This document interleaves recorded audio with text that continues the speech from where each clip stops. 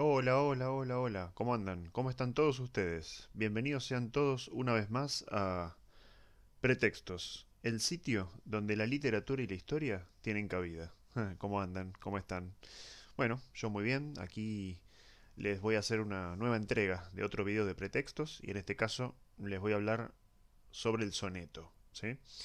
Bueno, el soneto es una forma poética, si se quiere, una composición poética para hablar más específicamente, que está compuesta por 14 versos de 11 sílabas. ¿Sí? En la poética o en la poesía se denomina endecasílabos. ¿Sí? Son versos de 11 sílabas, agrupados en dos cuartetos, los dos iniciales, es decir, dos estrofas de 4 versos y dos tercetos, dos estrofas de 3 versos. ¿Sí? 8 más 6, 14, 14 versos de 11 sílabas. Tiene su origen en la isla de Sicilia, ¿sí? Y de allí después pasa a, digamos, a la Italia central. Y uno de sus primeros cultores, un autor que no he leído, pero sé que es uno de ellos, de los dos o tres que se mencionan habitualmente, es Guido Cavalcanti, ¿sí?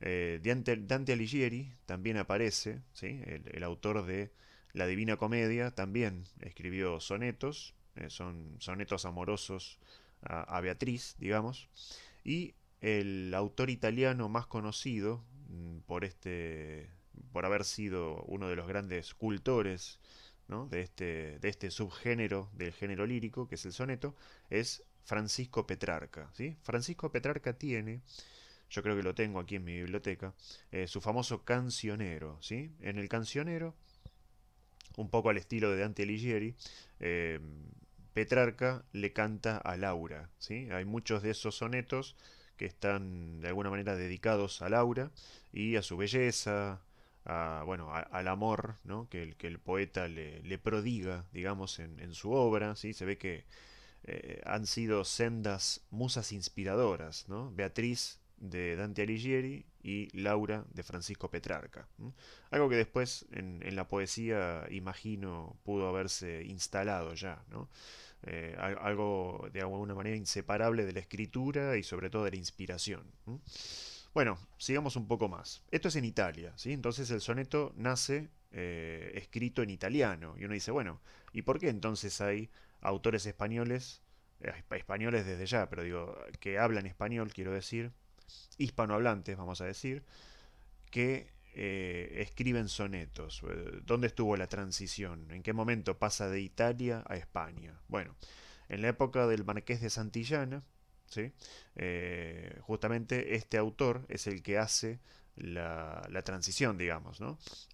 Más allá de haber tal vez traducido algún que otro soneto del italiano al español, él mismo empieza a adaptar el español para poder escribir, ¿sí?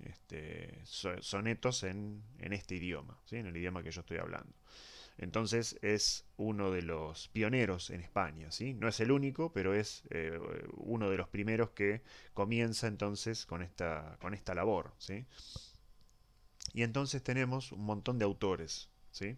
Ahora los voy a ir nombrando, pero lo que es importante destacar es que durante el Renacimiento se han escrito un montón de sonetos, ¿sí? Ya sean los que no tenían rima, como los que prefería los isabelinos, ¿no? Los sonetos isabelinos o shakespearianos, que no tienen rima, entonces Shakespeare en Inglaterra también los escribe, o en el caso de los españoles, bueno, sí, suelen tener rima.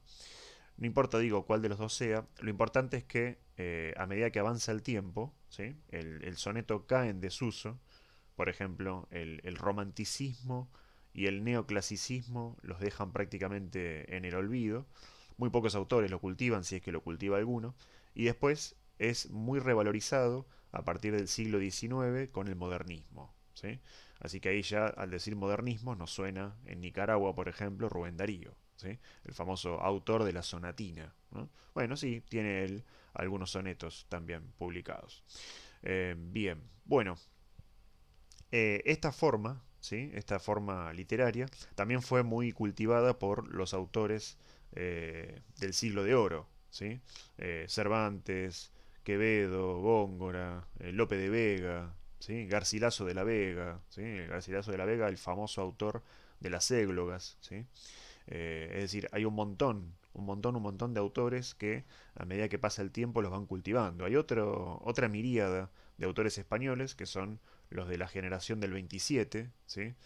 Alberti, Federico García Lorca, los hermanos Machado, ¿sí? Que también, no los nombro a todos porque sería interminable, ¿sí? Pero digo que también cultivan esta forma literaria, ¿sí? Para que no se pierda y para que perviva de alguna manera en el idioma español, ¿sí? Digo, uno dice, bueno, sí, puedo leer traducido del italiano un soneto a Laura, un soneto a Beatriz, ¿no? De los originales allá, lejos y hace tiempo, sí, perfecto, eso está muy bien.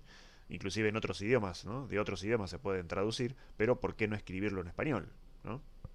Cuando nosotros leemos un soneto, hay algo que pasa y que me parece que es maravilloso en contraste con lo que ocurre con el romance, ¿sí?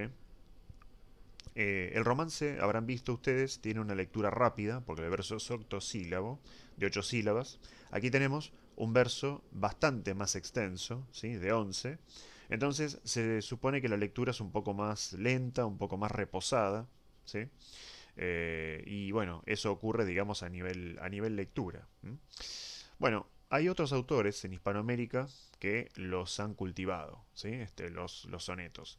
Por ejemplo, en diferentes épocas, aunque en el mismo país, Alfonso Reyes en México y Sor Juan Inés de la Cruz, ¿sí? En Nicaragua ya nombré a Rubén Darío. Aquí en la Argentina, por ejemplo, Jorge Luis Borges, ¿sí? En Chile, y de hecho los tiene y muy buenos, Pablo Neruda, ¿sí? Que creo que tiene un libro que se llama Cien sonetos de amor, para que tengan una idea, así que fíjense si no es algo que una forma literaria que no ha cultivado, ¿no? El maestro chileno, ahí lo tienen también, ¿sí? Así que bueno, esto quería compartir con ustedes, espero que les haya gustado, que hayan aprendido algo, y bueno, nos vemos la próxima, aquí en Pretextos. Muchas gracias.